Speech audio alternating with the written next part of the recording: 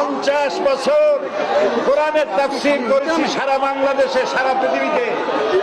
আমাকে বানানো হয়েছে যুদ্ধ অপরাধী, আমাকে বানানো হয়েছে চোর, ডাকাত, হত্যাকারী, ধর্ষণকারী। আমি আল্লাহর নামে কসম করে বলছি, আল্লাহ তোমার জাতের কসম, তোমার ইজ্জতের কসম, তোমার সম্মানের কসম, 1971 সনের এক ফোঁটা পানি বা কাদা আমার গায়ে লাগে নাই, লাগে নাই, লাগে নাই। আমার শুধু কাজ ছিল, আমার শুধু কাজ ছিল কোরআনের প্রচার করা। নাস্তিকবাদীরা সহ্য করতে পারে নাই, জালিমরা বরদাস্ত করতে পারে নাই, যার জন্য আমাকে বন্দী করে রেখেছে। আমি শাহাদাতের তামান্না করি, আমি শহীদ হতে চাই, তবে চোর, ডাকাত ইত্যাদির বদনাম নিয়ে মরতে চাই না।